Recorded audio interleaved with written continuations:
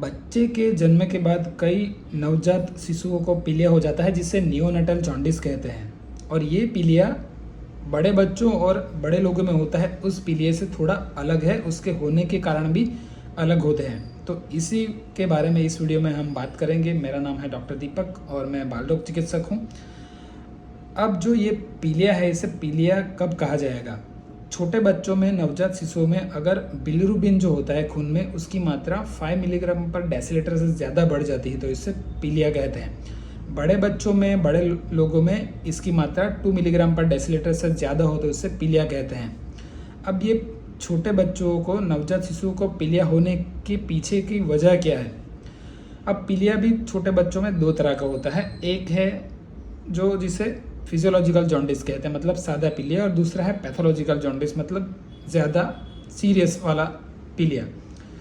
Physiological jaundice है वो ज़्यादातर बच्चों को जन्म के 1 दिन के बाद, 24 घंटे के बाद उनको दिखाई देना, उसके लक्षण दिखाई देना शुरू हो जाते हैं, जिसमें उनकी आंखें पीली लगती है और शरीर थोड़ा थोड़ा पीला लगने लगता है। फिजियोलॉजिकल जॉन्डिस में आपको घबराने की ज़रूरत नहीं है, और इसके होने के पीछे का कारण ये है कि छोटे बच्चों में बहुत ज़्यादा खून रहता है, उनका हीमोग्लोबिन की मात्रा बहुत ज़्यादा होती है, और जो रेड ब्लड सेल है, लाल रक्त कोशिकाएं होती है, वो जन्म के बाद टूटने लगती है।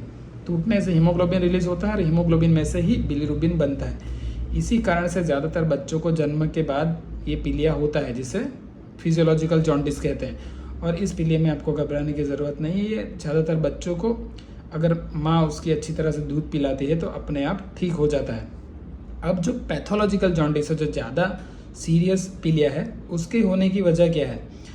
एक वजह है कि बच्चे में कोई इन्फेक्शन लगा है, बच्चे की खून की जो रेड ब्लड सेल्स है, लाल रक्त कोशिकाएं हैं, उनमें कोई दिक्कत है और वो टूट रही है। दूसरा कि बच्चे का वजन कम है, वो अधूरे महीने पे जन्मा है, मतलब प्री मैच्योर बेबी है, हाइपोथायरॉयड है, ठीक है। या तो फिर बच्चे और माँ के ब्लड ग्रुप में इनकम्पैटिबिलिटी है, बच्चे का ब्लड ग्रुप पॉजिटिव है और माँ का नेगेटिव है, ठीक है। इन कई कारणों की वजह से, या तो फिर लीवर की कोई दिक्कत है, इन सब कारणों की वजह से बच्चे को सीरियस जॉन्डिस होने का खतरा ज़्यादा रहता है।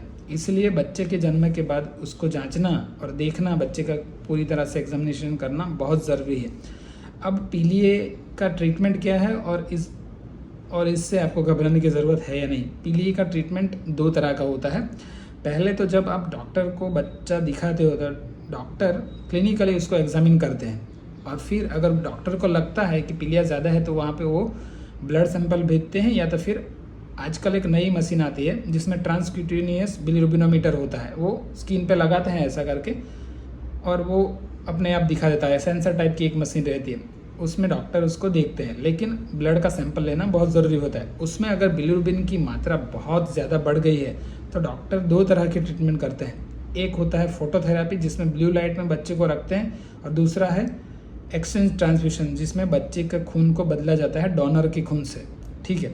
लेकिन ये डिसाइड होता है कि बच्चे में ये जो बिलिरुबिन है उसके लक्षण क्या है, और बच्चे में बिलिरुबिन की मात्रा कितनी है, और बच्चा कितने दिन का है।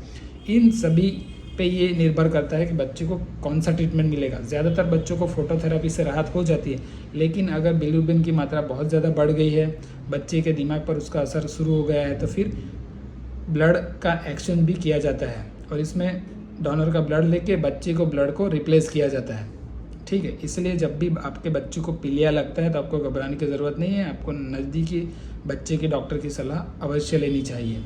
धन्यवाद।